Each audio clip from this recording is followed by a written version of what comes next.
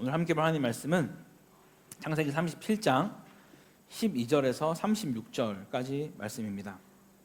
제한 성경으로 구약 57페이지쯤에 있습니다. 그 중에서 18에서 24절까지만 함께 같이 교독하도록 하겠습니다.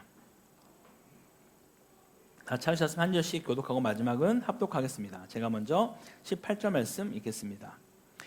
요셉이 그들에게 가까이 오기 전에 그들이 요셉을 멀리서 보고 죽이기를 꾀하여 자, 그를 죽여 한 구덩이에 던지고 우리가 말하기를 악한 짐승이 그를 잡아먹었다 하자. 그의 꿈이 어떻게 되는지를 우리가 볼 것이니라 하는지라.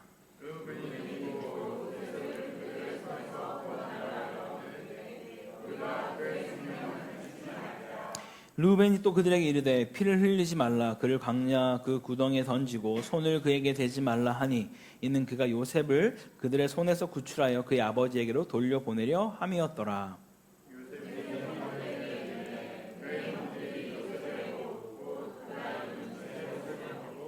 함께 읽습니다. 그를 잡아 구덩이에 던지니 그 구덩이는 빈 것이라. 그 속에 물이 없었더라. 아멘. 할렐루야. 오늘도 은혜의 자리로 말씀 앞에 나오신 모든 성도님들 가운데 하나님의 은혜와 평강과 긍휼이 가득하기를 간절히 소망합니다. 사랑하는 성도 여러분, 오늘 말씀을 시작하기 전에 한 장의 지도를 먼저 보여드리고 싶습니다. 네, 보이시죠? 제가 포인터를 깜빡했네요. 네, 이 지도에 보면은 오늘 나오는 그 지역들이 나옵니다. 여기 첫 번째 헤브론, 그리고 베델은 지나가긴 하는데요. 그리고 헤브론에서 세겜, 그리고 도단, 그리고 지나가는 사람들이 여기 밑에 애굽까지 내려가는 그 장면을 보여주는, 이게 따로 37, 38장에 관련된 그 내용만 담아놓은 지도입니다. 이 지도를 한번 머릿속에 입력을 하시고 같이 한번 계속해서 보겠습니다. 자, 오늘 본문 속 소년 요셉은 아버지가 계신 헤브론에서 출발을 합니다. 그리고 형들이 있는 세겜까지는 약 80km 정도 떨어져 있는 곳을 걸어갑니다. 그런데 세겜의 형들이 없자 다시 좀 더 북쪽에 있는 도단까지 약 20km를 더 올라갑니다. 그럼 총 100km에 가까운 아주 거칠고 외로운 길을 걸어갔다고 합니다. 우리로만 생각하면 약 서울에서 천안 정도까지가 거리가 그 정도 된다고 하더라고요. 그 먼 거리를 계속해서 걸어간 것이죠. 우리는 이 요셉의 스토리를 참 잘 알고 있습니다. 이 도단이라는 서글픈 자리가 결국 어디로 이어집니까? 저 아래 거대한 제국 애굽이라는 도시로 연결되어지죠. 우리는 알고 있습니다. 요셉이 장차 애굽의 총리가 될 것을 말이죠. 이스라엘은 한 민족을 극심한 기근에서 구원할 것을 우리는 알고 있습니다. 훗날 자신을 버린 형제들이 눈물로 그들을 용서하고 품어줄 것도 우리는 다 알고 있습니다. 그러나 오늘 본문에서 가장 중요한 사실이 하나 있습니다. 그 당사자인 요셉은 전혀 이 사실을 모르고 있었다는 거예요. 그냥 평범한 아침 일어나서 채색 옷을 입고 아버지 앞에 갔더니 아버지가 갑자기 형들이 걱정된다고 가보라고 이야기를 하는 거죠. 그래서 그는 헤브론에서 그 진문을 나설 때 요셉이 이제 곧 노예가 될 것이라는 상상조차 하지 못했을 겁니다. 믿었던 형들에게 처참하게 배신당할 줄도 몰랐을 겁니다. 이방 땅의 차디찬 감옥에 갇힐 줄은 더더욱이 몰랐을 겁니다. 그리고 훗날 애굽의 총리가 될 줄도 요셉은 전혀 모르고 있었다라는 것이죠. 그는 그저 아버지가 시킨 평범한 심부름을 하러 길을 떠났을 뿐입니다. 형들의 안부를 확인하고 오너라, 양들이 잘 있는지, 형들이 잘 있는지 살펴보고 오너라 라고 말하는 그 사실을 확인하기 위해서 그는 떠났습니다. 그런데 보이지 않는 하나님은 그 소년의 평범하고 철없는 심부름의 그 길을 고리로 삼아서 한 민족을 살릴 거대한 수레바퀴를 돌리고 계셨고, 훗날 온 인류를 구원할 메시아가 오실 그 길을 지금 치밀하게 준비하고 있었다라는 것이죠. 사랑하는 성도 여러분, 우리 인생도 어쩌면 이 지도와 너무 비슷하지 않습니까? 우리는 오늘의 의미를 잘 모릅니다. 내가 왜 이 낯선 코타키나발루 땅에 와서 때로는 예상치 못한 그런 어려움들을 겪고 있는지, 내 인생에서 왜 이런 사람을 만나서 고생하고 있는지, 왜 하필 지금 이 고난의 터널을 지나면 하는지 우린 도무지 알 길이 없습니다. 그러나 하나님은 그 모든 상황을 알고 계신다 라고 말씀하시죠. 오늘 본문 우리에게 선포합니다. 모든 것이 다 끝난 것처럼 보이는 그 절망의 구덩이 속에서도 하나님의 주권과 신실하신 섭리는 단 한순간도 멈춘 적이 없다라는 사실을 우리에게 말해주고 있습니다. 오늘 본문을 통해서 하나님이 우리에게 무엇을 말씀하고 있는지 함께 마음에 새기는 복된 시간 되기를 간절히 소망합니다. 먼저 첫 번째는 하나님은 순종의 길에서도 일을 하십니다. 본문 12절을 보면 형들이 양을 치러 세겜으로 갔다라고 기록합니다. 그냥 우리가 성경을 읽어볼 때 지역이 나오면 그냥 쉽게 지나갑니다. 뭔가 세겜으로 갔구나, 뭐 세겜이 어떤 곳이지, 이런 생각들을 잘 하지 않습니다.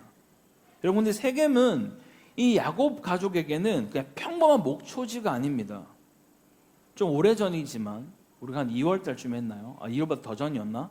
34장에 나왔었던 그 누이 디나의 강간 사건 기억나십니까?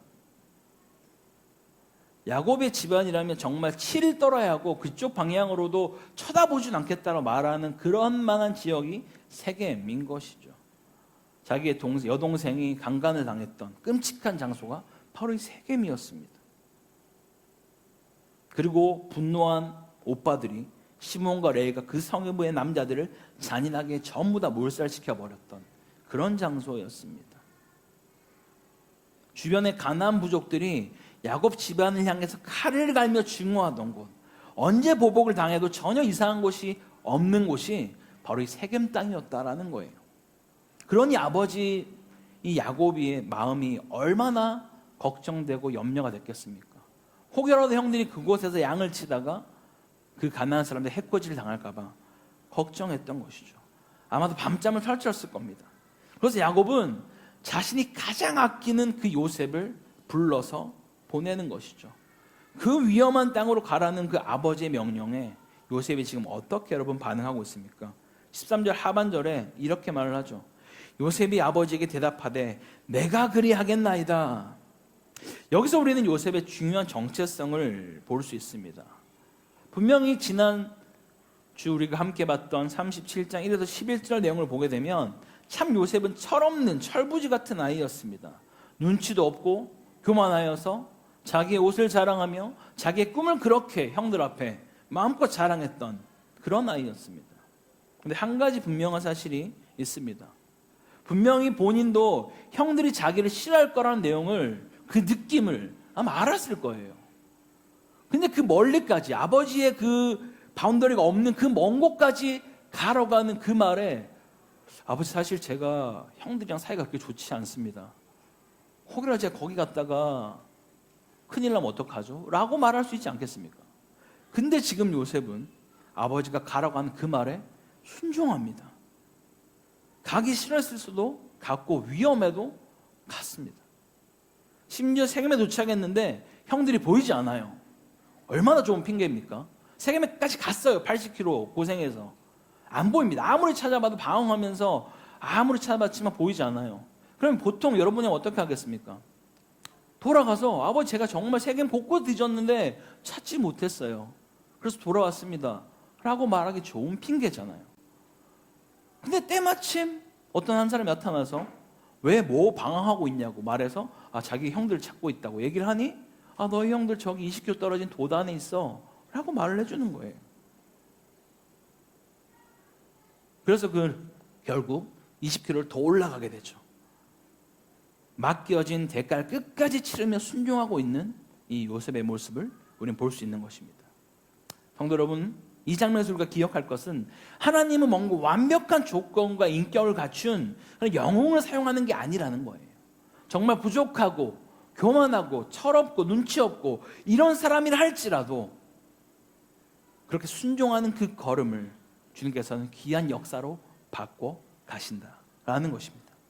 때로 하나님은 우리가 전혀 이해하지 못하는 길로 우리의 발걸음을 몰아가기도 하십니다. 지금 왜 하필 이 직장입니까?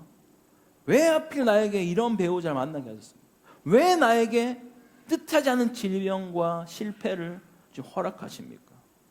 우리는 그 이유를 모릅니다. 그러나 우리가 그 알 수 없는 길 위에서 묵묵히 순종의 걸음을 떼어놓을 때 하나님은 그 걸음을 징검다리 삼아서 당신의 거룩한 뜻을 이뤄가신 줄 믿으시기 바랍니다. 이것을 구속사적인 관점으로 한번 넓혀서 보십시오. 아버지의 뜻에 온전히 순종하여서 자신을 증오하는 그 위험한 형제들을 찾아 저 멀리 도단까지 찾아 나선 그 요셉의 모습에서 우린 누구를 볼 수 있을까요? 하늘 아버지의 뜻에 온전히 순종하여서 자신을 배신하고 십자가에 못 박아 죽일 그 죄인 무리인 저와 여러분을 찾아 이 낮고 위험한 땅에 인간의 몸으로 오신 예수 그리스도의 거룩한 그림자가 아니겠습니까? 하나님은 요셉의 그 작은 순종의 걸음 속에 이미 메시아의 발자취를 새겨놓고 있었다라는 것입니다. 할렐루야. 두 번째요, 죄는 사람을 생각보다 훨씬 깊은 곳으로 끌고 갑니다. 다시요, 죄는 사람을 생각보다 훨씬 더 깊은 구렁텅이로 끌고 갑니다. 자, 이렇게 순종한 요셉의 그 길 끝에서 기다리고 있었던 것은 사실 100km 정도 고생해서 왔으면 아무리 미워해도 기특할 수 있잖아요. 자기들한테 막내인데, 베냐민을 제외하면 막내 동생이 지금 자기들 괜찮은지 보려고 여기까지 왔으면 고마울 법도 한데 전혀 그런 모습이 아닙니다. 18절을 보면 그들이 요셉을 멀리서 보고 그를 죽이기를 꾀하였다. 이미 저기 멀리 있는데 채색 옷이니까 보였을 거 아니에요. 아, 요셉이네, 요셉. 어떻게 죽일까? 저 죽여야지 저거 라고 생각하고 있다는 거예요. 이미 살인의 음모가 끌어오르기 시작한 것이죠. 19절에 조롱 섞인 비웃음을 뱉어냅니다. 서로 이르되 꿈꾸는 자가 오는도다 라고 이야기를 해요. 이거는 뭐 되게 어떤 거창한 표현이 아닙니다. 꿈꾸는 자가 오는도다 뭐 이렇게 말하는 게 아니라 정말 비아냥거리듯이 저 꿈 주인 오네 저거, 이렇게 지금 얘기하고 있는 것이죠. 형들이 진정으로 미워했던 것은 요셉이 입은 그런 화려한 채색 옷이 아니었습니다. 요셉이라는 인물 자체도 아니었습니다. 그들이 진짜 증오하고 파괴하고 싶었던 것은 요셉이 꾼 그 꿈이었어요. 왜요? 그 꿈에서 자신들이 요셉에게 절하고 있었거든요. 요셉을 경배하고 있었단 말이에요. 그 사실을 그들이 용납할 수 없었던 것입니다. 그러나 형들은 결정적인 사실을 놓치고 있었죠. 그 꿈은 요셉이 밤에 대낮처럼 어떤 지어낸 헛된 망상이 아니라 하나님이 야곱 가문을 구원하기 위해서 심어두신 하나님의 꿈이며 하나님의 언약이었다는 사실을 그들은 간과하고 있었습니다. 여러분, 죄의 본질이 이토록 무섭습니다. 죄는 늘 그렇습니다. 단순히 사람과 사람 사이의 갈등으로 시작되는 것 같지만 죄의 종착지는 결국 하나님과의 전쟁으로 되어진다라는 거예요. 내 자존심을 지키기 위해서 하나님의 뜻을 거스르고 내 유익을 위해 하나님의 계획을 파괴하려는 시도, 그것이 바로 죄다라고 말하는 것이죠. 야고보서 1장 말씀처럼 욕심이 잉태한 즉 죄를 낳고 죄가 장성한 즉 사망을 낳는다라고 말씀합니다. 형들의 지금 죄가 자신들의 마음을 사로잡았고 그냥 사냥하도록 방치해버렸습니다. 원래 인간은 다스려야 할 죄를 방치하게 되면 어느 순간 그 죄가 주인이 되어서 우리의 인간을 다스리고 있다라는 거죠. 결국 그들은 친동생을 죽이기로 모의하고 옷을 찢고 광야 깊은 구덩이에 던져버립니다. 오늘 본문에 나오지 않지만 훗날 창세기 42장을 우리가 보게 되면 이때 요셉이 구덩이 속에서 얼마나 피를 토하듯 울부짖었는지 형들의 고백을 통해서 폭로됩니다. 창세기 42장 21절에 이렇게 말해요. 우리가 그의 마음의 괴로움을 보고도 듣지 아니하였다. 요셉이 제발 나 좀 살려줘, 꺼내줘 말고 울면서 정말 막 소리친 거예요. 그 차갑고 어두운 구덩이에서 살려달라고, 제발 살려달라고, 자기가 잘못했다고, 아버지가 계신 집으로 보내달라고 목이 터져라 절규했을 겁니다. 그런데요, 정말 끔찍한 장면이 하나 나옵니다. 저도 지금까지 그냥 창세기 읽으면서 그렇게 생각은 못했는데 저도 준비하면서 이번에 이걸 다시 보게 됐습니다. 25절 상반절에 소름 끼치도록 잔인한 장면이 나옵니다. 우리가 보통 TV에서만 보는 그런 장면인 것 같아요. 뭐라고 나오냐면 그들이 앉아 음식을 먹다가, 여러분 이 장면 상상이 되십니까? 옆에 구덩이에 던졌어요. 동생 울부짖고 있어요. 목이 나갈 정도로 소리치고 있어요. 근데 그 옆에서 태연하게 아우 맛있다, 야 빨리 배 채워야 우리 양치지, 빨리 밥 먹자, 이러고 있었다는 거예요. 이것이 제가 가진 정말 잔인한 속성입니다. 죄는 사람의 영혼을 점점점 무감각하게 만들어요. 정말 우리가 TV에서만 보던 막 사람 죽여놓고 옆에서 막 그냥 밥 먹고 있고 다른 거 하는 거, 그런 모습이 이미 성경 안에 나오고 있었던 거예요. 이들을 구덩이에 던지기만 했지만 원래는 죽일 목적으로 던진 겁니다. 하나님 없이 살아가고 내 욕망을 방치하면 인간의 양심은 그냥 콘크리트처럼 딱딱하게 굳어져 가는 것이죠. 내 유익을 위해서라면 형제의 눈물도 보이지 않고 타인의 고통도 들리지 않는 철저한 인간성의 파괴로 우리를 끌고 내려가는 것, 그것이 바로 죄의 민낯임을 여러분 반드시 기억하시기 바랍니다. 마지막 세 번째로, 하나님은 끝이라고 생각한 그 자리에서도 여전히 일하고 계십니다. 동생의 절규를 외면한 채 밥을 먹던 형들은 저 멀리서 다가오는 이스마엘 상인들을 발견하죠. 그리고 유다가 제안합니다. 요셉을 죽이는 대신 차라리 우리가 은 20세겔을 받고 노예로 팔아 넘기자라고 이야기를 하는 것이죠. 요셉의 인생은 이제 완전히 끝난 것처럼 보여집니다. 근데 오늘의 본문의 절정인 24절을 보면 성령 하나님께서 성경에 아주 기묘한, 아주 디테일한 문장을 기록해 두셨습니다. 뭐라고요? 그 구덩이는 빈 것이라, 그 속에 물이 없었더라. 성경은 왜 굳이 이 구덩이에 물이 없었다는 사실을 이 바쁘고 긴박한 서사 가운데 기록해 뒀을까요? 그냥 날씨가 건조했다라는 그런 정보 제공일까요? 아닙니다. 이미 하나님이 보이지 않는 손으로 요셉을 보호하고 계셨다라는 강력한 증거를 지금 써두신 것이죠. 이 팔레스타인 지역의 광야의 구덩이는 빗물을 모아두는 곳이라서 물이 차 있는 경우가 대부분이라고 합니다. 만약 그 구덩이에 물이 차 있었다면 요셉 어떻게 됐죠? 그냥 죽는 거예요. 익사하는 겁니다. 그리고 그런 곳에는 또 독사나 정갈이 되게 많았다라고 해요. 물이 말라 있으면. 근데 지금 또 뭐라고 말하죠? 비어 있었다. 하나님이 이미 이 모든 상황 가운데 형들은 요셉을 죽이려고 던졌지만 하나님은 그 구덩이의 물을 미리 말리시고 비우심으로써 이 요셉의 생명을 보존하고 계셨다라는 것입니다. 형들 이제 모든 것이 자기의 계획대로 끝났다라고 생각했을 겁니다. 요셉도 노예로 끌려가며 내 인생은 여기서 끝났구나라고 절망하며 피눈물을 흘렸을지도 모르겠습니다. 구덩이와 배신, 인신매매, 노예, 애굽까지 모든 상황이 무덤처럼 끝을 가리키고 있는 것처럼 여겨졌을 겁니다. 그러나 형들이 끝냈다고 생각한 그 자리에서 하나님은 당신의 구원 역사를 비로소 시작하고 계셨습니다. 하나님은 요셉을 살리기 위해서 그냥 루벤의 마음을 움직이셨습니다. 충분히 가만히 있을 수 있었지만 죽이지 말자라고 이야기를 했죠. 또한 그동안에 놔뒀으면 그냥 죽었을 텐데 유다의 입술을 열어서 그냥 팔자라고 말씀하게 하셨어요. 또한 때마침, 왜 마침 그때 이스마엘 상인들이 거기를 지나가게 되겠습니다. 한치 오차도 없이. 만약 요셉이 이 세겜에서 방황하지 않았다면, 바로 형들을 찾아갔다면 지나가는 상인이 못 맞췄을지 모르죠. 모든 것들 하나님이 하나하나 세밀하게 한치 오차도 없이 그 길을 통과하게 하셨고, 결국 애굽의 시대장 보디발의 집으로 그렇게 정확하게 배달을 하시죠. 본문 37장 어디를 눈 씻고 찾아봐도 하나님께서 가라사대 하나님이 나타나셨다라는 그런 기적의 표현은 단 한 줄도 나오지 않습니다. 마치 이 내용만 보면 하나님이 침묵하고 계시는 것처럼 보여질 수 있다는 거예요.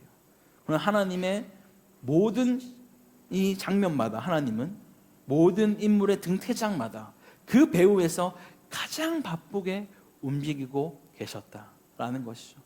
이것이 바로 거룩한 하나님의 섭리인 줄 믿습니다. 하나님은 보이지 않으시지만 당신의 약속을 이루기 위해서 단 한순간도 쉬지 않으셨다라는 것이에요. 형들은 요셉을 애굽의 노예로 팔았다고 생각했습니다. 그리고 훗날 모든 퍼즐이 맞춰졌을 때 요셉은 눈물을 흘리며 형들에게 이렇게 믿음의 선포를 합니다. 창세기 45장 5절입니다. 당신들이 나를 이곳에 팔았다라고 해서 근심하지 마소서, 한탄하지 마소서. 하나님이 생명을 구원하시려고 나를 당신들보다 먼저 보내셨나이다. 내가 팔려간 게 아니라, 당신들이 나를 판 것이 아니라 하나님이 나를 보내셨습니다 라고 지금 요셉이 고백하는 것이죠. 형들은 돈을 받고 요셉을 팔았습니다. 그러나 하나님은 인류를 구원하기 위해 요셉을 먼저 보내셨습니다. 형들은 시기심으로 악을 행하였습니다. 그러나 하나님은 그 악을 선으로 바꾸사 거대한 구원을 이루어 내셨습니다. 인간은 끝났다라고 사형 선고를 내렸지만 하나님은 그 자리에서 위대한 반전의 서막을 시작하고 계셨다라는 것이죠. 사랑하는 코타키나발루 한인교회 성도 여러분, 우리의 삶에도 불현듯 찾아오는 인생의 깊은 구덩이들이 있습니다. 의사의 입을 통해 들려오는 설명되지 않는 그런 질병의 구덩이, 밤잠을 설쳐가며 수고했으나 찾아오는 처참한 사업의 실패와 재정의 구덩이, 가장 믿었던 사람에게 당하는 배신과 상실의 구덩이, 그 어둡고 축축한 구덩이 바닥에 툭 떨어지면 세상 사람들은 손가락질하며 네 인생은 끝났다 라고 말합니다. 그리고 내 연약한 자도 정말 나는 끝이구나 라고 절망의 수렁으로 빠져들기가 참 쉽습니다. 그러나 진짜 믿음의 사람은 눈을 들어 보이지 않는 하나님의 손을 바라보는 사람인 것이죠. 믿음의 사람은 알고 있습니다. 하나님은 이 구덩이 위에서도 일하시고 구덩이 안에서도 일하시며 마침내 그 구덩이를 통해서 당신의 가장 선한 일을 이루어 가신다는 사실 말입니다. 형들은 요셉을 파멸시키기 위해 구덩이에 던졌습니다. 그러나 하나님의 치밀한 섭리는 그 절망 위의 구덩이를 애굽의 총리실로 걸어 들어가는 인생의 가장 큰 첫 번째 계단으로 바꾸어 사용하셨습니다. 그리고 이 계단을 통과한 요셉을 통하여 이스라엘 가문을 살리셨고 메시아가 오실 그 혈통을 보호하셨으며 마침내 이 땅에 예수 그리스도를 보내서 저와 여러분을 구원해 주셨습니다. 할렐루야. 성도 여러분, 혹시 지금 여러분의 삶의 자리가 사방이 꽉 막힌 끝이라고 생각되는 그런 구덩이 가운데 계십니까? 너무 지쳐서 이제는 다 포기하고 싶은 그런 자리에 여러분 서 계십니까? 아무런 소망의 빛도 보이지 않는 어둠 속에 혹시 홀로 계십니까? 기억하십시오. 당신이 끝이라고 생각하며 눈물 흘리던 바로 그 자리에서 하나님의 신실하신 손길은 가장 분주하고 치밀하게 움직이고 계십니다. 오늘도 쉬지 않으시는 그 하나님의 신실하신 섭리를 온전히 신뢰하시길 바랍니다. 내 눈앞에 보이는 캄캄한 현실과 상황에 속아 넘어가는 그런 인생이 아니라 보이지 않는 곳에서 나를 위해 신실하게 일하고 계시는 하나님의 거룩한 손을 붙들고 끝이라고 생각한 그 자리에서 다시 일어나 걸어가는 우리 모두가 되기를 주의 이름으로 간절히 축원합니다. 우리 함께 말씀을 기억하며 지금 내가 처한 상황이 어떤 상황이라도 마치 광야 같고 구덩이와 같은 상황이라 할지라도 여전히 나를 위해 졸지도 주무시지도 않고 일하시는 그 주님을 함께 찬양하기 원합니다.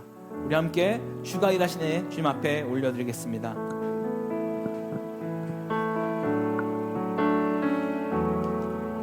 날이 저물어 갈 때 빈들에서 걸을 때 그때가 하나님의 때 내 힘으로 안 될 때 내 힘으로 안 될 때 빈손으로 걸을 때 내가 고백해 여호와 이래.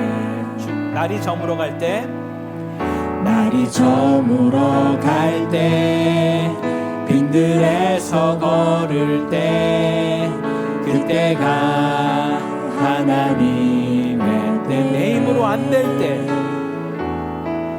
내 힘으로 안 될 때 빈손으로 걸을 때 내가 내가 고백해 여호와. 아멘. 주가 일하십니다.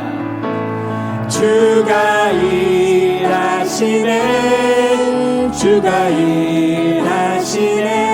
주께 아끼지 않는 자에게 주가 일하십니다. 주가 일하시네. 주가 일하시네. 신뢰하며 걷는 자에게. 우리 모인 이곳에 주님 함께 계시네. 누르네 아버지 은혜.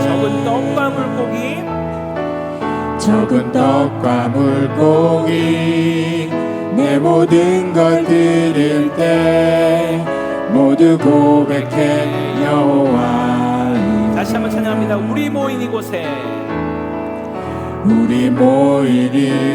함께 계십니다. 주님 함께 계시네. 누리네 아버지 은혜. 적은 떡과 물고기 사용하시는 주님.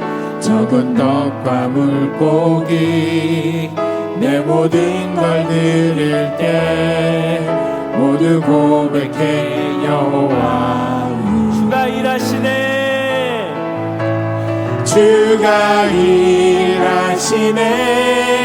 주가 일하시네. 주께 아끼지 않는 자에게 주가 일하십니다. 주가 일하시네. 주가 일하시네. 신뢰하며 걷는 자에게 주가 일하십니다. 주가 일하시네. 주가 일하시네. 주께 아끼지 않는 자에게 아멘. 주가 일하시네. 주가 일하시네. 신뢰하며 걷는 자에게. 함께 우리 말씀을 기억하며 같이 기도하기 원합니다. 주님, 끝이라고 생각하는 그런 상황 속에서도 하나님의 섭리를 신뢰하는 믿음을 허락하여 주시옵소서. 죄가 나를 다스리게 하지 마시고 성령 안에서 죄를 다스리는 삶을 살게 하여 주시옵소서. 보이지 않아도 쉬지 않고 일하시는 그 하나님을 신뢰하며 끝까지 순종하는 주님의 거룩한 백성이 될 수 있도록 우리 인도해달라고 우리 주님 한번 간절히 잡고 기도하겠습니다. 주여, 하나님 아버지 감사합니다. 아버지, 오늘 이 시간 정말 끝을 생각하는 그 자리가 때로 우리에게 찾아올 때가 있지 않습니까?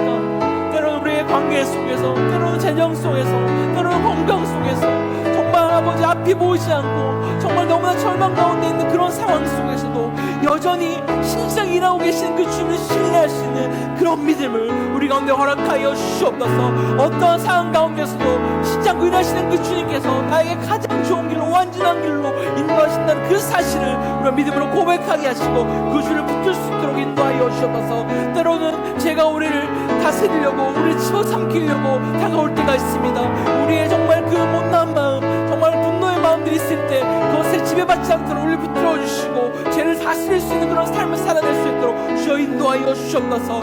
아버지, 때로 정말 이 말씀의 본문처럼 주님이 보이지 않는 것처럼 여겨질 때가 있습니다. 왜 내가 이렇게 힘들고 어렵고 고통스러울 때 주님은 내 가운데 있지 않나라고 여겨질 그때에도 보이지 않는 그 손이, 하나님의 섭리가 우리의 삶 가운데 신실하게 일하고 계심을 믿고 나갈 수 있는 그런 자가 되게 하여 주시옵소서. 때로 그래서 어려움 가운데 있다 할지라도 주님 말씀하시면 끝까지 순종할 수 있는 그런 믿음의 자세로 나갈 수 있는 거룩한 예배가 될 수 있도록 인도하여 주시옵소서. 아버지 사랑하는 내가 풍성하신 하나님 아버지, 오늘 말씀을 통해 우리의 눈에는 끝처럼 보이는 그 자리에서도 하나님은 결코 쉬지 않으시며 여전히 일하고 계심을 보게 하시니 감사드립니다. 요셉은 형들에게 버림받고 구덩이에 던져졌지만 하나님께서 그 구덩이를 구원의 역사가 시작되는 자리로 사용하신 줄 믿습니다. 주님, 우리도 때로는 이해할 수 없는 그 상황과 고난 앞에서 낙심하고 두려워합니다. 눈앞에 현실만 바라보다가 하나님의 일하심을 잊어버릴 때가 참 많습니다. 주님, 그러나 오늘 말씀을 기억하게 하여 주옵소서. 우리의 인생을 붙들고 계신 분은 사람이 아니라 하나님이심을 믿게 하여 주시고, 보이지 않아도 일하시는 그 하나님의 섭리를 신뢰하게 하여 주옵소서. 또 우리 안에 있는 시기와 질투와 분노와 원망을 다스리게 하여 주시고, 죄가 우리를 다스리는 삶이 아니라 성령 안에서 죄를 이기는 삶을 살아가게 하여 주옵소서. 어떤 상황 속에서도 끝까지 순종하며 하나님께서 준비하신 그 길을 믿음으로 걸어가는 주의 백성이 되게 하여 주옵소서. 우리의 구덩이까지도 선으로 바꾸시는 살아계신 우리 예수 그리스도의 이름으로 기도드립니다. 아멘.